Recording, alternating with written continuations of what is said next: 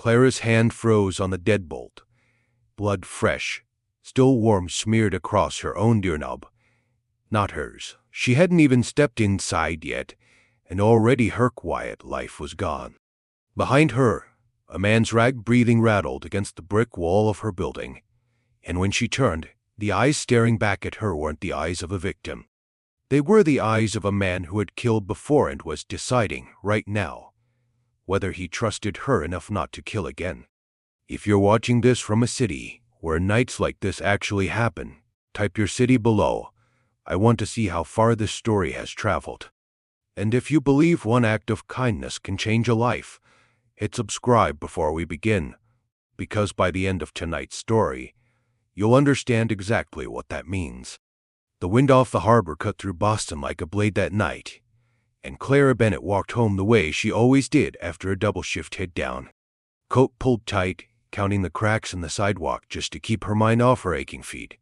58 years old, 12 hours on her feet, and nothing waiting for her at home except a cold apartment and a mug that still smelled faintly of her husband's coffee 3 years after he'd stopped drinking it. She was 3 steps from her door when she heard it. A groan. Low. Human. Clara stopped cold.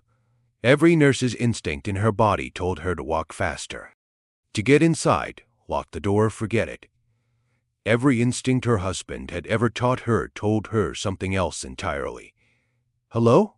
she called into the dark. "Is someone there?" No answer. Just the rain, and that sound again, ragged breathing, barely holding on. She found him slumped against the brick wall beside the bakery stairs. Soaked through, blood matting the side of his dark hair. His coat, she noticed it even then. Some habit from years of sizing people up in the air was cut from fabric no delivery driver or drunk college kid could afford. His hands, when she grabbed one to check his pulse, were rough, calloused. Not the hands of a man who worked behind a desk. "Sir, can you hear me?" His eyes opened. Just barely. And what she saw in them wasn't confusion. It was calculation, even half-conscious. He was reading her, reading the street behind her, reading the windows above them. "Please," he rasped. "Just tonight. Let me stay tonight." Clara's whole body screamed at her to say no. "I don't know you," she said. "I should call an ambulance." His hand shot out faster than a dying man should move and closed weakly around her wrist. "No hospitals. Please." His voice cracked on the word. And something about it, something raw and unguarded, made her hesitate. She thought of Robert. Of the words he used to say every time she came home talking about a patient nobody else wanted to touch. "If you can help someone without losing yourself, help." "Fine," she whispered, half to herself. "Fine. But if you try anything—" "I won't." His eyes closed again. "I promise." She got him inside somehow, his full weight nearly buckling her knees on the stairs, and laid him across her old sofa, the one with the stuffing coming out of the left armrest. She cleaned the gash above his eyebrow with shaking hands, wrapped his ribs where a bruise was already blooming purple and violent under his shirt. And the entire time some part of her brain kept whispering, "This man has been shot at. This man has been in a fight for his life." He drifted in undoubt. Once, near 2 in the morning, his eyes snapped open the instant a card or slammed outside on the street below. Before Clara could even react, he was halfway off the couch, one hand braced against the windowsill, peering through the curtain like a soldier checking a perimeter. "It's just a neighbor," Clara said quietly, startled by how fast he'd moved. He exhaled, sank back down. "Sorry. Who are you running from?" He didn't answer. Just watched her with those sharp, tired eyes until she looked away first. Near 4 in the morning, when the rain had finally slowed to a drizzle, he spoke again, his voice steadier now. "What's your name?" "Clara. Clara Bennett." Something shifted behind his eyes. He repeated it, slow, like he was memorizing a password. "Clara Bennett." "I won't forget that." She told herself it was gratitude. She told herself a lot of things that night, lying awake in her chair while a stranger breathed in the dark 3 feet away. And every one of those things turned out to be wrong. When she woke at dawn, stiff-necked in her chair, the sofa was empty. For one panicked second she thought she'd imagined the entire night, until she saw what he'd left behind. A thick envelope, heavier than it looked. A plain black card with nothing on it but a phone number.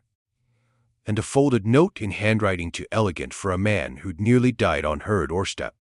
You saved my life. Now let me protect yours. Clara didn't touch the money, not at first. She just stood there in her kitchen, heart hammering, staring at that envelope like it might detonate. Then she turned on the small television on her counter habit, background noise. Something to fill the silence, and the local news anchor's voice stopped her breath in her throat. An assassination attempt overnight against Boston's most powerful and most feared crime figure. Sources say the target survived, though his condition remains unknown. A photograph filled the screen. Clara's mug slipped from her fingers and shattered on the floor. It was him. The same sharp jaw. The same eyes that had watched her window like a hawk at 2 in the morning. The chiron beneath his face read a name that made her knees go weak. Damien Cross. The man the entire city called a monster. The man whose organization, according to the anchor's grim voice, had been suspected in 3 unsolved murders in the past year alone. The man who had knelt on her floor and asked her, in a voice small enough to belong to a frightened boy, to please let him stay. "Oh God," Clara whispered, backing away from the television like it might reach out and grab her. "Oh God, what did I do?" She wanted to believe it was a mistake, a resemblance, a trick of a grainy photograph. But she'd bandaged his ribs herself. She'd felt the raised scar along his collarbone. She knew, with sick certainty, exactly who had slept on her sofa. Her phone buzzed on the counter. Unknown number. She stared at it for 11 rings before she finally answered. Silence on the line. Then, a man's voice, not Damien's, older, calmer, careful. "Miss Bennett, my name is Marcus Reed. I work for Mr. Cross. I'd like 5 minutes of your time. I don't want anything to do with. With respect, ma'am, that decision may no longer be entirely yours." A pause. "There are people who believe you know where Mr. Cross was hiding last night. Some of those people are far less polite than I am." Clara's hand tightened around the phone. "Are you threatening me?" "No, ma'am. I'm warning you." Another pause, gentler this time. "There's a difference, and before this is over, I think you'll understand it very well." The line went dead. Clara stood alone in her kitchen, broken mug at her feet, an envelope of blood money on her counter, and a black business card that suddenly felt less like an object and more like a leash. She had spent her whole career saving strangers who had nowhere else to turn. She never imagined that one night, the stranger she saved would turn out to be the most dangerous man in Boston, and that by helping him live, she had unknowingly signed herself into a war she never agreed to fight. Outside her window, a black sedan she didn't recognize pulled quietly to the curb and stopped. It hadn't been there an hour ago. And it didn't leave. Clara backed away from the glass, pulse hammering, the note still clutched in her trembling hand. "You saved my life. Now let me protect yours." For the first time since she'd found him bleeding in the rain, Clara understood that this wasn't a promise. It was a warning. And whatever Damien Cross had dragged to her doorstep that night, enemies, secrets, a war she knew nothing about, it had followed him inside. Which meant, whether she wanted it or not, it had followed him straight to her. She picked up the phone with shaking hands and dialed the number on the black card. It rang once, twice. On the third ring, a voice she recognized, quieter now, but unmistakably the same voice that had begged her to let him stay, answered. "Clara, why is there a car outside my apartment?"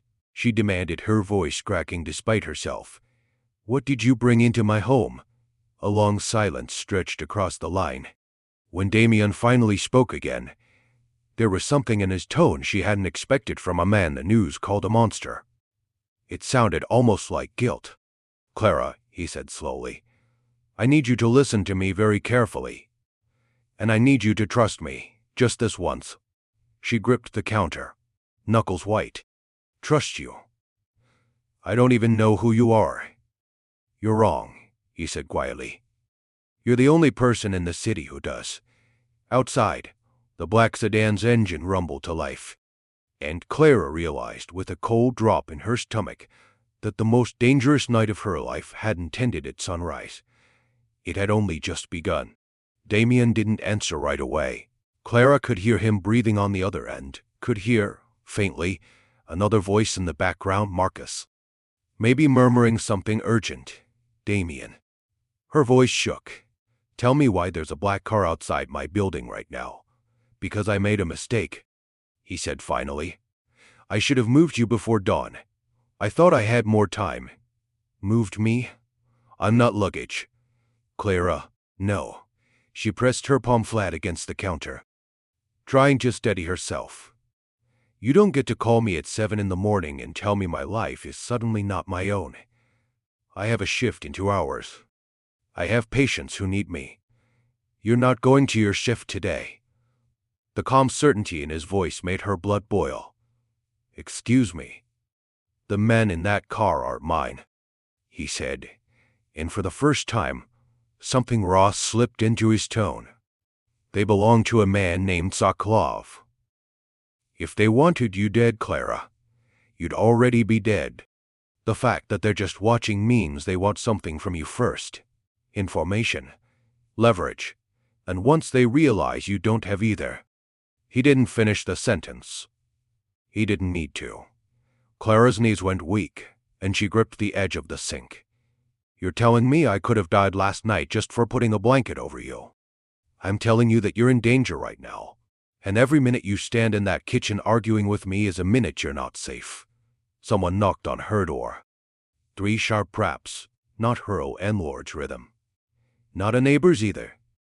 Clara froze, phone still pressed to her ear, and Damien's voice sharpened instantly. Clara, do not open that door. There's someone. I know. Marcus is 2 minutes out. Do not open the door. She backed away from it slowly, heart slamming against her ribs. And the knock came again, harder this time. A man's voice muffled through the wood, almost pleasant. Miss Bennett, we just want to talk. Clara's mouth went dry. She hadn't told anyone her name was on that door. She hadn't told anyone anything. How do they know my name? She whispered into the phone. Because I said it out loud last night, Damien said. And for the first time, real guilt cracked through his composure. There were people listening. I didn't know. I'm sorry. The deer brattled. Just once. Testing. Clara pressed herself against the far wall, phone shaking in her hand. And for one suspended second, the only sound in the apartment was her own heart beating to stranger's hand testing her lock. Then tires screeched outside. A car door slammed.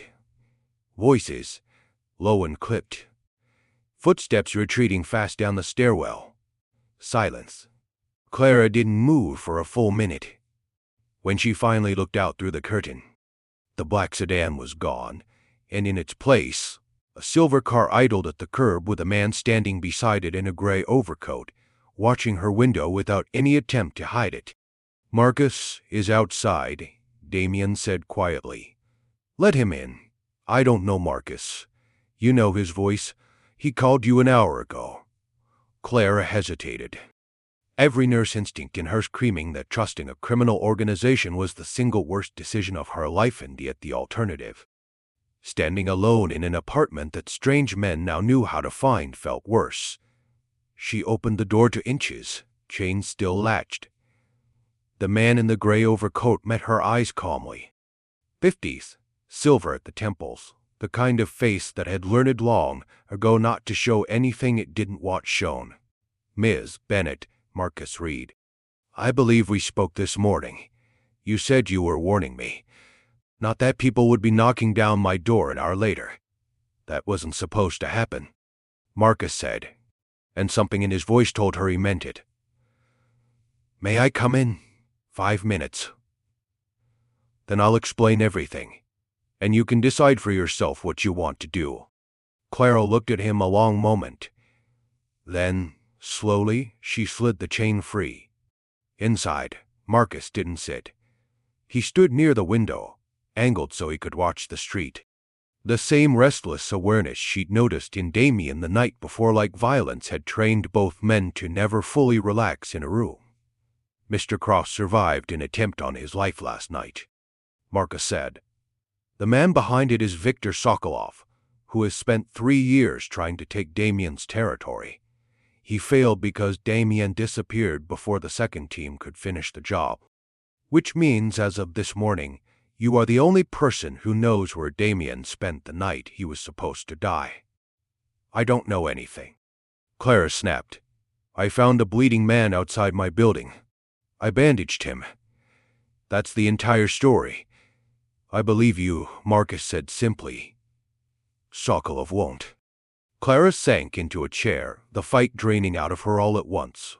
So what happens now? I disappear into witness protection because I gave a stranger a blanket. No.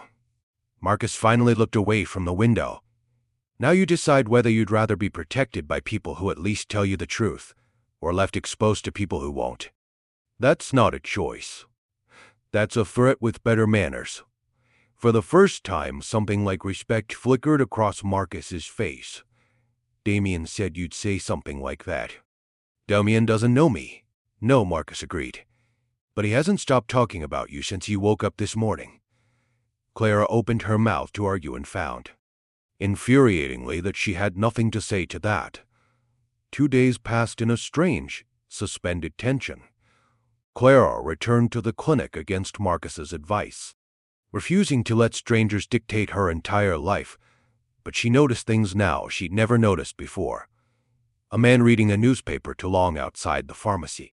The same gray sedan 2 blocks from the clinic, gone by the time her shift ended. A patient's chart that had somehow already been photocopied when she went to retrieve it. She told herself it was paranoia. She knew it wasn't. On the 3rd night, her phone rang again. Damien's voice, this time, sounded stronger, steadier, and something about that made her angrier than his weakness ever had. You went to work today, he said. Not a question. It's my job. It's not safe. Neither is talking to you, Clara shot back, and yet here we are. A pause. Then, quietly, almost like he was surprised by his own honesty. You're the only person who's spoken to me like that in 11 years. Maybe that's your problem. He laughed short, involuntary, like it had escaped before he could stop it. Maybe it is. For a moment, neither of them said anything, and the silence felt different than the silences before it. Less dangerous, almost human. Then his tone shifted back, businesslike, urgent. I need you to listen to me. Sokolov's people confirmed today that you were the one who treated my injuries. That makes you a target, not a witness a target, because eliminating you removes the only person who can place me anywhere that night. Clara's stomach dropped. You're saying they want to kill me. I'm saying I won't let that happen. You don't get to promise that, she said, voice cracking despite her best effort to sound calm. You don't get to walk into my life bleeding on my sofa and then promise me safety like it's yours to give. I know, Damien said quietly. But it's the only thing I have to offer you right now. Clara closed her eyes, gripping the phone so tightly her knuckles ached. Somewhere beneath the fear, beneath the fury at a life appended by a stranger's blood unheard or step, something else was surfacing, something she didn't want to name yet, something that felt dangerously close to concern for a man the entire city called a monster. Fine, she said finally. Talk. What do you actually want from me? One night, he said, let Marcus take you somewhere safe, just until we know how deep Sokolov's people have gotten. After that, I swear, you'll never have to see me again if that's what you want. Clara laughed, sharp and humorless. You keep making promises you can't keep. Then hold me to this one. She didn't answer right away. Outside her window, a car idled at the curb, gray, patient, waiting, and Clara understood, with sudden and total clarity, that there was no version of tonight where she simply went back to her old life. "Fine," she said again, quieter this time. "One night. Thank you." "Don't thank me yet," Clara said, already reaching for her coat. "I haven't decided if I'm doing this for you, or just because I'm too stubborn to let them win." There was a pause, and when Damien spoke again, his voice carried something she hadn't heard from him before. Not fear, not calculation, but something almost gentle. "Either reason works for me." Clara hung up, hands still trembling, and stared at the black car outside her window one last time before grabbing her bag. Whatever waited for her outside that door, protection, danger, or something in between she wasn't ready to name, she was walking into it with her eyes open. She had spent her whole life patching up strangers and asking nothing in return. She never expected that the price of one act of kindness would be her entire sense of safety. And as she stepped out into the cold Boston night, the gray car's headlights flicked once in the dark, a signal or a warning. She couldn't yet tell which. The gray car took her not into the city, but away from it, and Clara spent the entire ride with her hands clenched in her lap, watching streetlights blur past the window until they thinned out into darkness. Marcus drove without speaking, glancing at his mirrors more than the road ahead. And every time he did, Clara's stomach tightened another degree. "You're checking for a tail," she said finally. "Habit," Marcus admitted. "That's not an answer." He almost smiled. "No, it's not." When they finally slowed at a gate flanked by stone pillars, Clara felt her breath catch. This wasn't a safe house. This was an estate, sprawling, quiet, lit only by a few low lamps along a long driveway, and the sheer scale of it made her feel, for the first time since this nightmare began, exactly how far outside her world she'd fallen. Damien was waiting at the door. He looked different than he had on her so for 3 nights earlier, steadier on his feet, color back in his face, but his eyes carried the same restless alertness, the same refusal to fully relax even standing still in his own home. "You didn't have to come out here," Clara said, climbing out of the car, arms crossed against the cold. "I could have found the door myself. I wanted to see you got here safely." "You wanted to see for yourself I actually came." Something flickered across his face, caught that too. Inside, the house was quiet in a way that felt deliberate, curated, like every sound had been considered and controlled. Clara hated how it made her feel small. "I'm not staying long," she said, before he could say anything else. "One night." "That's what you promised, I remember." "Good. Because I have a shift Thursday, and I am not losing my job over this." Damien studied her for a long moment, and something like admiration cracked through his composure. "You're worried about your shift. 2 men tried to break into your apartment, and you're worried about your shift. Someone has to be normal in this conversation." That earned a short laugh, low and real, and for a second the tension between them loosened just slightly. It didn't last. A door opened down the hall, and Marcus appeared, face-dyed in a way that made Clara's pulse spike instantly. "We have a problem," he said. Damien's entire posture changed, shoulders squaring, jaw setting, the softness from a moment ago gone like it had never existed. "What kind of problem?" "Sokolov knows she's here." The room went cold. "That's not possible," Damien said, voice low and dangerous. "Nobody outside this house knew where we were taking her." "Somebody talked," Marcus said grimly. "Or somebody's been watching longer than we thought." Clara's mouth went dry. "You said this place was safe." "It is," Damien said, though the tightness in his jaw told a different story. "Then why does he look like that?" Clara pointed at Marcus, whose face hadn't relaxed an inch. Nobody answered her, and the silence was worse than any answer could have been. Damien turned to Marcus. "Lock it down. Full perimeter. Nobody in. Nobody out until we know how deep this goes." "Already moving," Marcus said, and disappeared down the hall, phone already at his ear.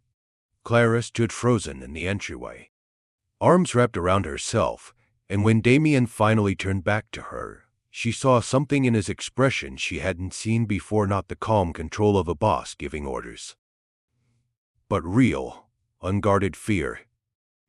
"Tell me the truth," she said quietly. "How bad is this?" "I don't know yet. That's not good enough. It's the only honest answer I have," he said, and for a moment, the Mafia Boss the news warned an entire city about looked almost as lost as she felt. They didn't sleep that night. Clara sat curled in an oversized chair in a study lined with books she doubted Damien had ever read, listening to hushed voices moving through the house, men checking windows, murmured reports over radios, the occasional creak of floorboards that made her flinch every single time. Around 3 in the morning, Damien appeared in the doorway, 2 mugs of coffee in his hands, and something about the domestic simplicity of it, after everything, nearly made Clara laugh out loud. "You drink coffee," she said. "Is that surprising? Everything about you is surprising." He handed her a mug and sat across from her, close enough that she caught the faint smell of gun oil and cold air still clinging to his jacket. "I wanted to apologize." "For which part? The blood on my doorstep, or the small army now guarding my apartment?" "All of it," he said, and he meant it. She could hear that he meant it. "You didn't ask for any of this. You just helped me, and I turned your entire life into a war zone." Clara wrapped both hands around the warm mug, staring into it rather than at him. "I keep asking myself why I let you in that night. Why do you think you did?" "Because my husband used to say something." She hesitated, surprised at herself for even bringing him up. "If you can help someone without losing yourself, help." "I've spent 30 years telling myself that's who I am. I couldn't just walk past you." Damien was quiet for a long moment. "He sounds like he was a good man." He was. Clara finally looked up. "He also would have told me I was an idiot for opening that door." That surprised a real laugh out of Damien, quiet but genuine, and for a moment the exhaustion and fear in the room lifted just slightly. It didn't last long. A radio crackled somewhere down the hall, and Marcus's voice, tightened, urgent, cut through the quiet house. Movement at the east fence. 2 vehicles. Unmarked. Damien was on his feet instantly. Coffee forgotten. Every trace of softness gone. "Stay here. Do not leave this room, Damien." "Clara." His voice cracked like a whip, sharper than she'd heard it yet. "Please, for once, just listen to me." She'd never seen fear look like that on him before, not fear for himself. She realized with a jolt, but fear for her. He left the room at a run. Clara sat frozen, heart hammering, listening to muffled shouts and fast footsteps echoing through the house, every second stretching unbearably long. She thought about running. She thought about hiding.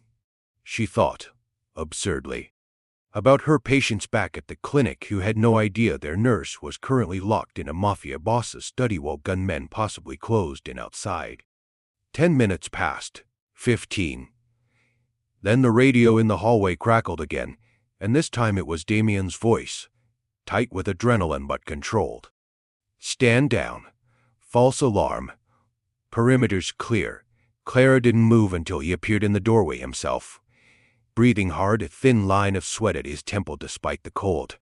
"You're okay," she said, and hated how much relief cracked through her voice. "I'm fine." He crossed the room and, for a moment, looked like he might reach for her, then stopped himself, hand falling back to his side. It was a delivery truck. Wrong turn. Marcus's men nearly gave a poor pizza driver a heart attack. Despite everything. Clara let out a shaky laugh. "You have got to be joking." "I wish I were." He sank into the chair across from her, dragging a hand down his face. "This is what it's like. Every night. Every sound could be nothing.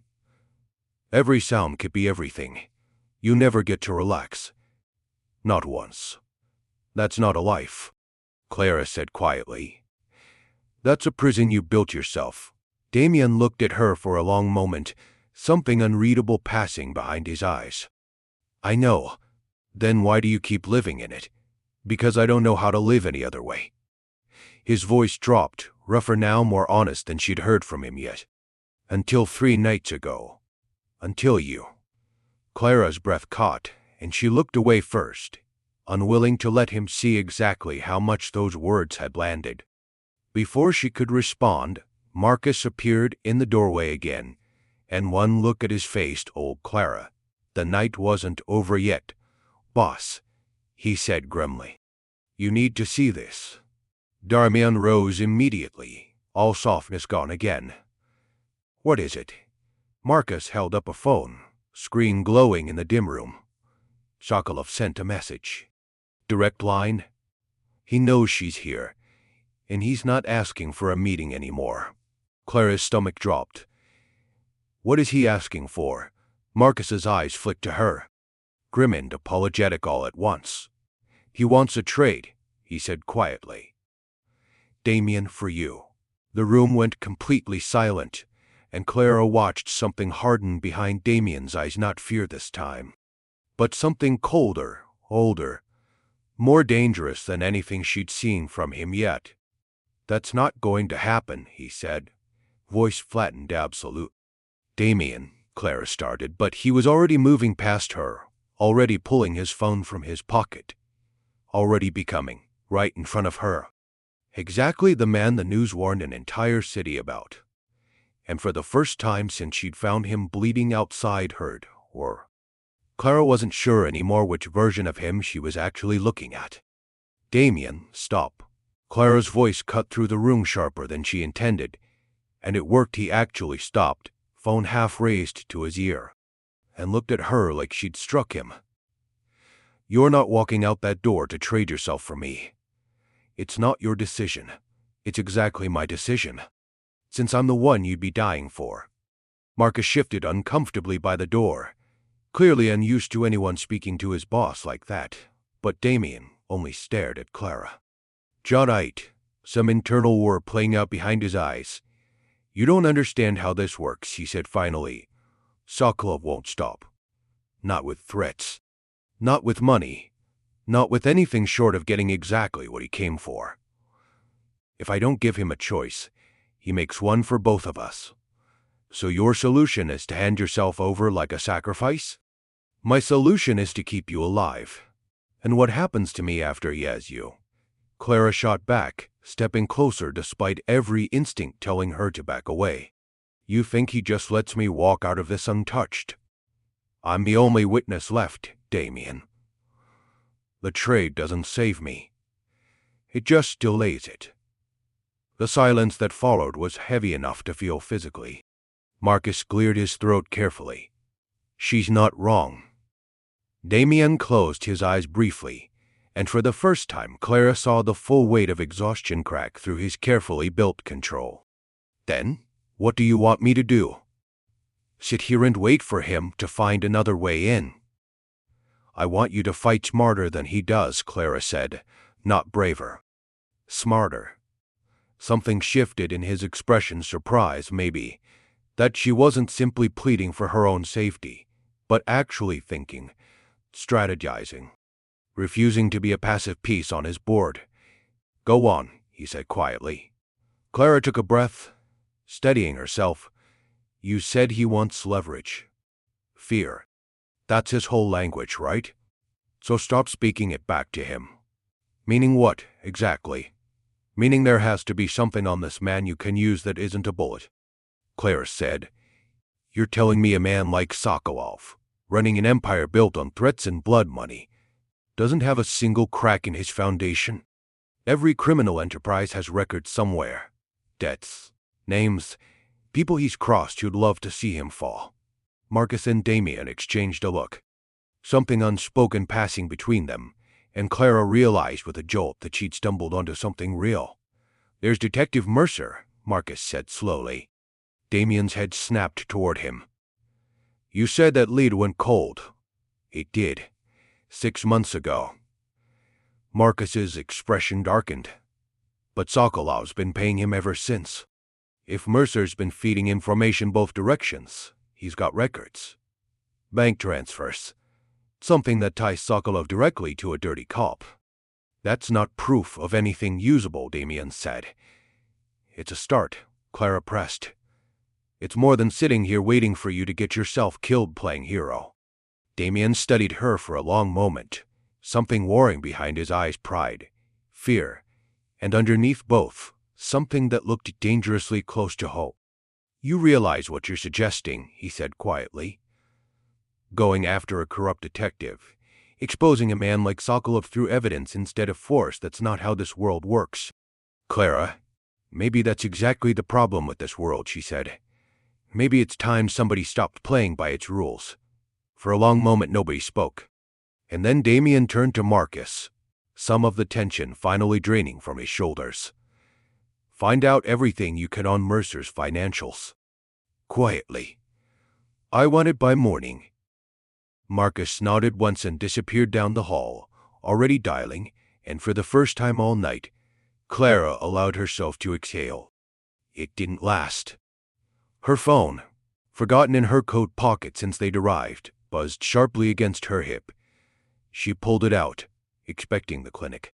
Expecting anything except what actually appeared on the screen: a text from an unknown number, 3 words long. We see you. Clara's hand went cold around the phone. Damien. Her voice came out thin, unsteady.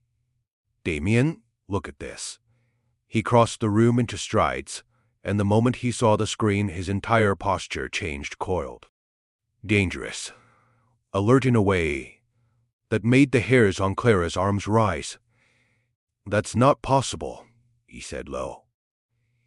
This number's never been given to anyone outside this house.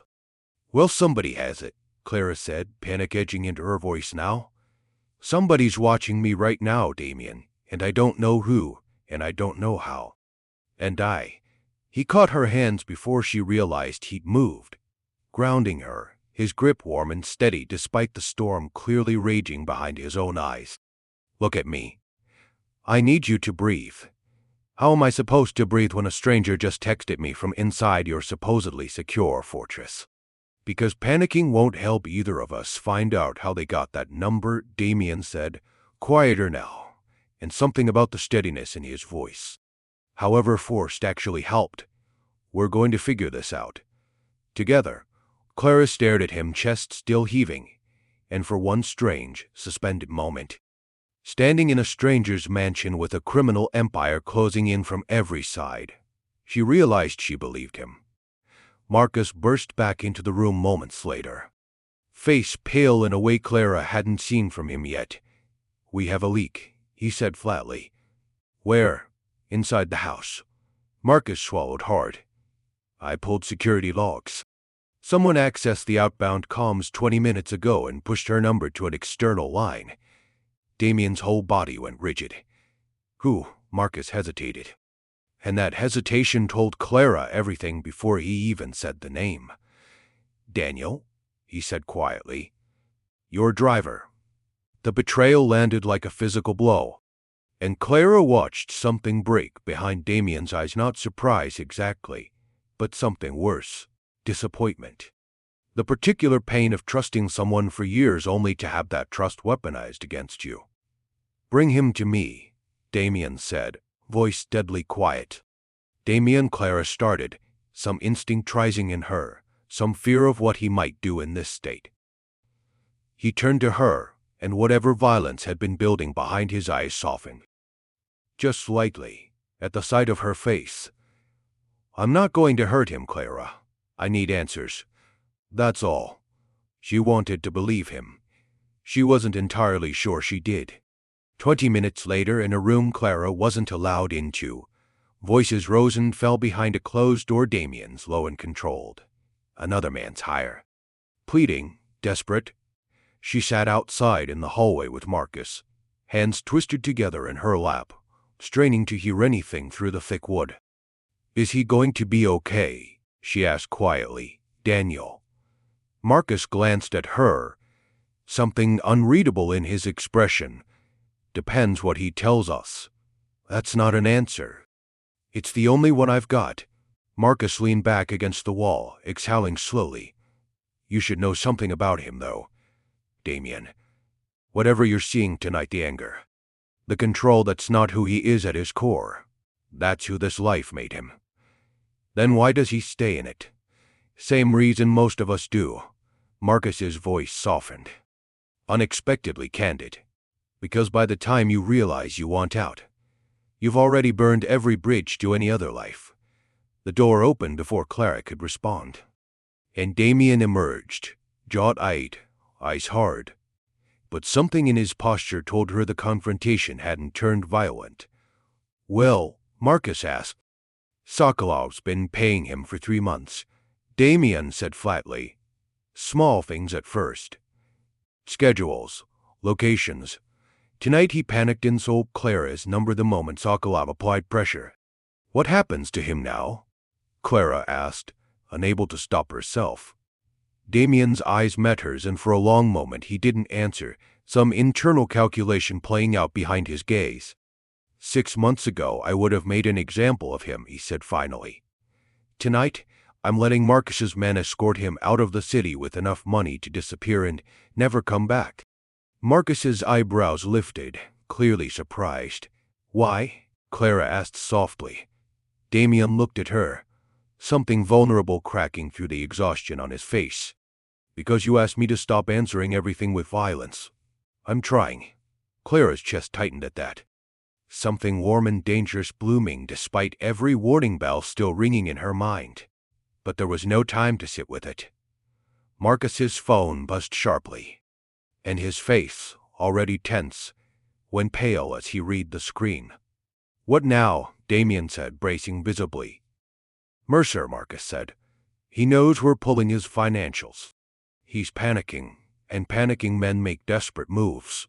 He looked up, dread evident in his eyes.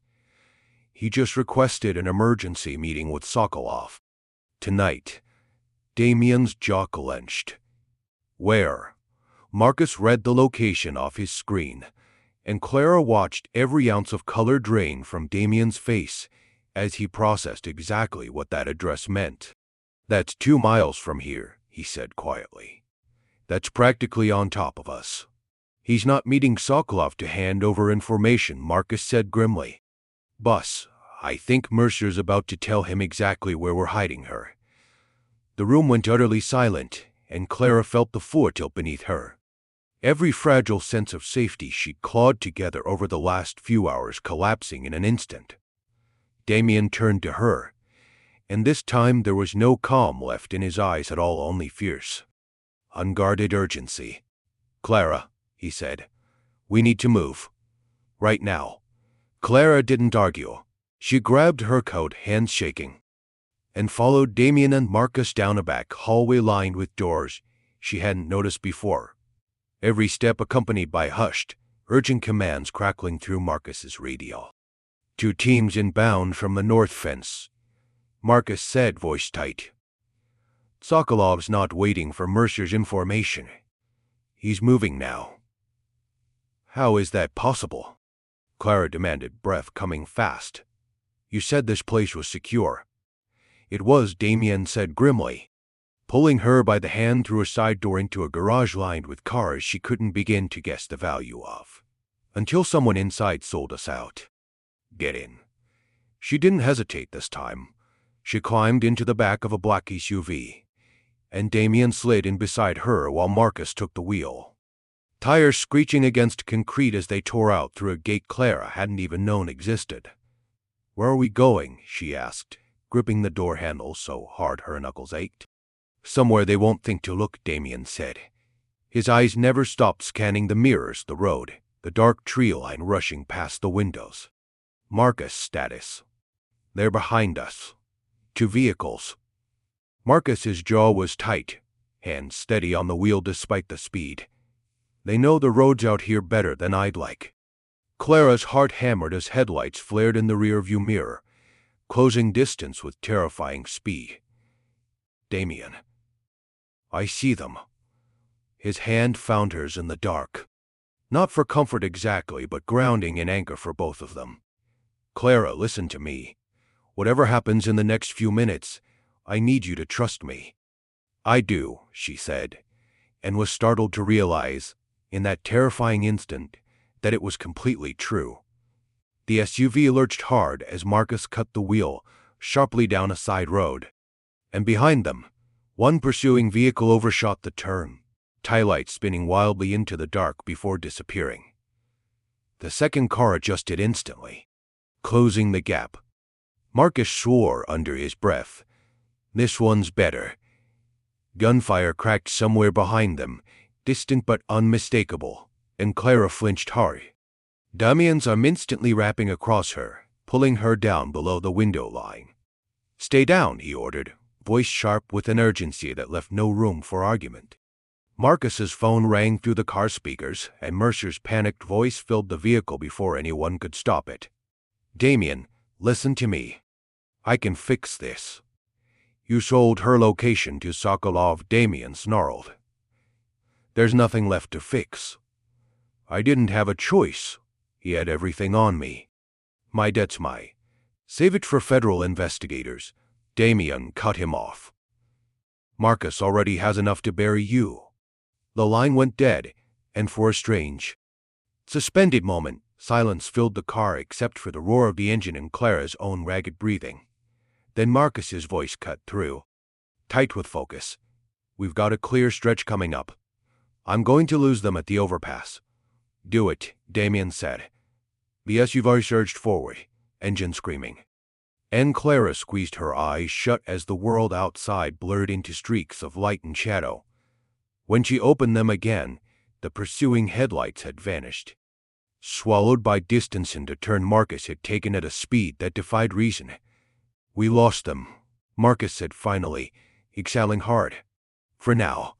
Clara sat up slowly, hands trembling, and found Damian watching her, his own composure cracked wide open with something rawer than she'd ever seen from him. "Are you hurt?"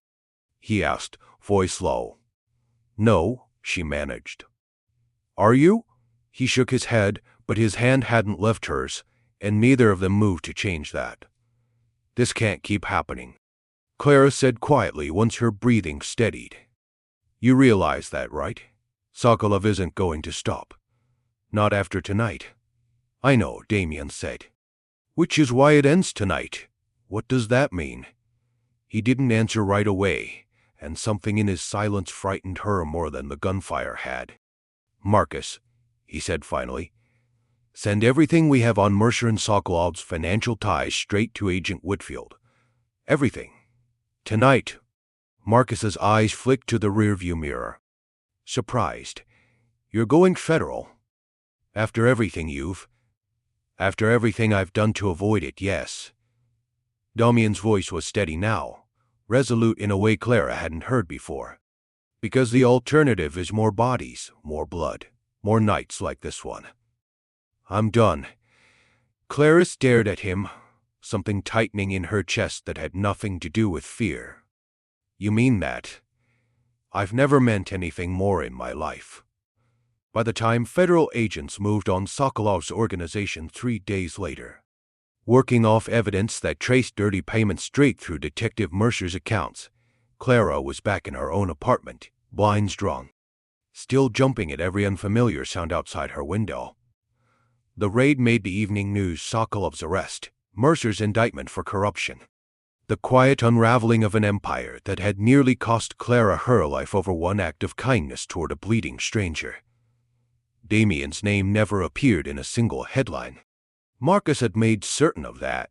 Weeks passed in strange quiet. Clara returned to her shifts at the clinic, tried to rebuild the rhythm of a life interrupted, and told herself, more than once, that it was over now.